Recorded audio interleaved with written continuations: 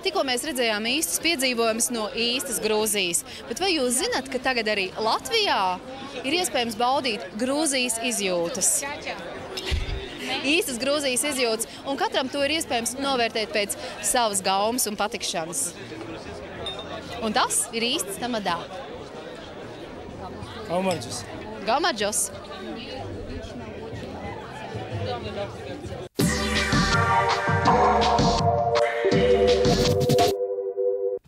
Nacionālo ēdienu piedāvājumu kvalitāti gandrīz vienmēr nosaka pirmkārt jau pavāri un, protams, konkrētās zemes parašspēks.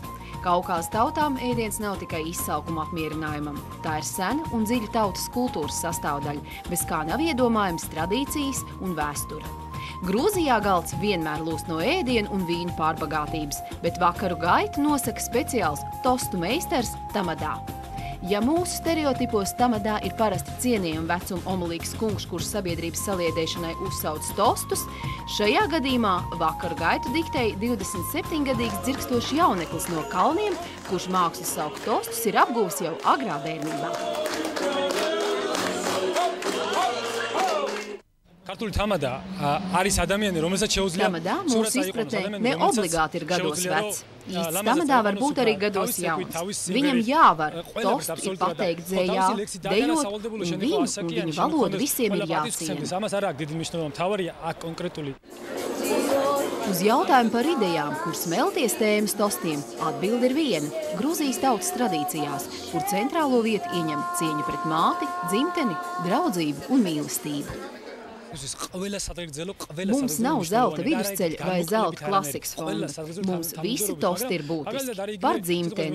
Grūzijā noteikti ir tosts par aizgājējiem. Par draudzību noteikti. Nevar izcelt kādu vienu. Tie visi ir ļoti svarīgi un no sirds. Turpinot iztaujāt Tamadu par profesionāliem noslēpumiem, vēlējāmies uzzināt īsāko un arī garāko viņa izteikto tostu.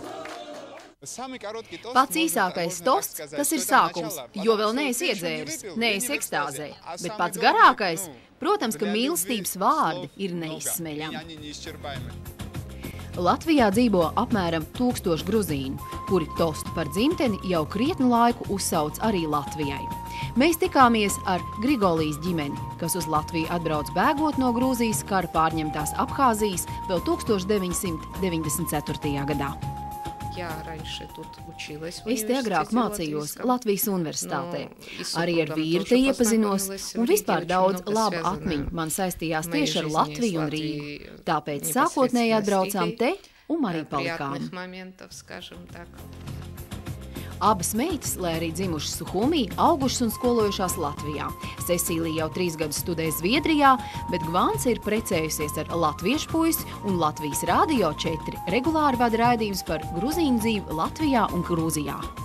Kad man bija jau 18 un es varēju ceļot vienā, es ļoti intensīvi 2-3 reizes gadā braucu uz Grūziju, un tieši ar tādu mērķi, lai neaizmirst gruziņu valodu, iepazīties ar cilvēkiem, saglabāt savu kultūru.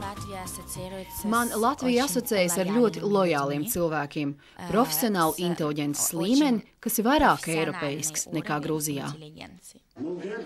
Grigolija ģimenes galva, Ēriks Grigolija, pirms vairākiem gadiem dibinājis vienu no 2 gruzīnu biedrībām Latvijā, Georgiku. Kā īstenis savas tautas patriots un vienkārši inteliģents cilvēks, izdevis čaka mūžības skartos gruzīnu valodā. Manam tevam bija ļoti svarīgi popularizēt šo grāmatu tieši grūziņu starpā, lai viņa zina arī latviešu kultūru. Un, protams, mūžības skartie tā tematika, kura ir iekšā kara tematika un viss tas, kas ir, ko Čāks aprakstīja, es domāju, es uzskatu, un mans tevs arī uzskata, ka šobrīd gruziņiem ir ļoti svarīga un ļoti saistoša. Vakarā par godu gruzīnu restorānu atklāšanai, kurā saimnieko īsta gruzīnu ģimene ar savām receptēm un ēdienu pasniegšanas kultūru. Paralēli tostiem neiztika arī bez dejām. Interesanti, ka gruzīni dejo ne tikai ar dēļā dzimumu pārstāvēm. Īsti sveča lietas skaistlības valda šīs lepnās tautas temperamentā.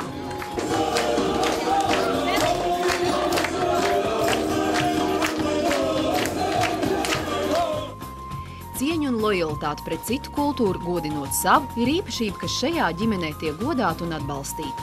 Ieklausoties vērtībās, kas būtisks temperamentā mums tik atšķirīgai tautai, liek aizdomāties par to, ka Grūzija nav tikai kalni, vīns, garšīgi ēdieni un daudzbalsīga dziedāšana. Tā ir cieņa pret tradīcijām, kas godā tur savu zemi un ģimeni.